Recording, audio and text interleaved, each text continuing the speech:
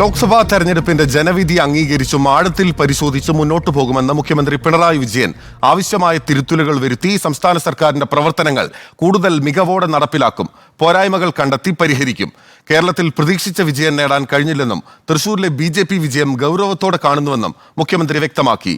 R റോഷിപാലാണ് വിവരങ്ങളുമായി ചേരുന്നത് തിരുവനന്തപുരത്ത് നിന്ന്. റോഷിപാൽ, LDFന് ഇടതുപക്ഷത്തിന് കനത്ത തിരിച്ചടിയേറ്റ തെരഞ്ഞെടുപ്പിന്റെ ഒരു രാത്രി ഇരുട്ടി വെളുത്തതിന് ശേഷമാണ് ഇപ്പോൾ മുഖ്യമന്ത്രി പിണറായി വിജയന്റെ പ്രസ്താവന വന്നിരിക്കുന്നത്. എന്തൊക്കെയാണ് മുഖ്യമന്ത്രി പറയുന്നത്? LDFന്റെ തോൽവിയെ പറ്റിയുള്ള പരാമർശങ്ങൾ എന്തൊക്കെ?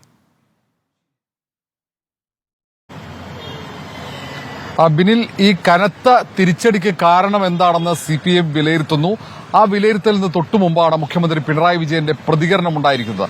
ഏതായാലും കേന്ദ്രത്തിൽ BJPക്ക് തിരിച്ചടി ഉണ്ടായിട്ടുണ്ടെന്നും അത് വലിയ രീതിയിൽ അത് വിലയിരുത്തേണ്ടതാണെന്ന് മുഖ്യമന്ത്രി പറയുന്നു. അതിനൊപ്പമാണ് തൃശൂരിലെ BJPയുടെ വിജയം.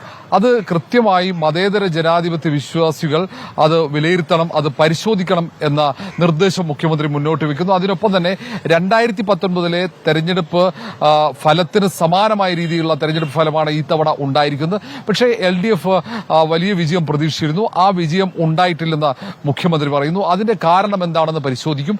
ഏതായാലും സംസ്ഥാന സർക്കാരിന്റെ ഓരോ കാര്യങ്ങളും ഏതൊക്കെ കാര്യങ്ങളിൽ വീഴ്ചയുണ്ടായിട്ടുണ്ടെന്ന് ആഴത്തിൽ പരിശോധിക്കും, അത് തിരുത്തും.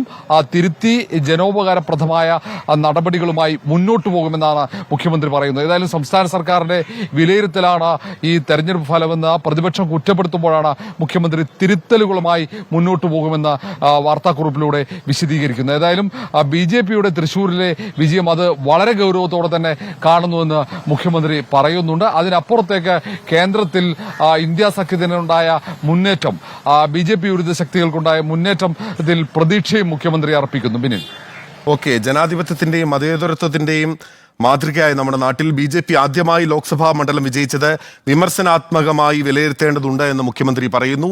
ആ വിലയിരുത്തലുകൾ നടത്താൻ വേണ്ടി CPIMന്റെ യോഗങ്ങൾ ആരംഭിക്കുകയാണ് ഉടൻ തന്നെ. റോഷിപാലാണ് വിവരങ്ങൾ നൽകിയത്.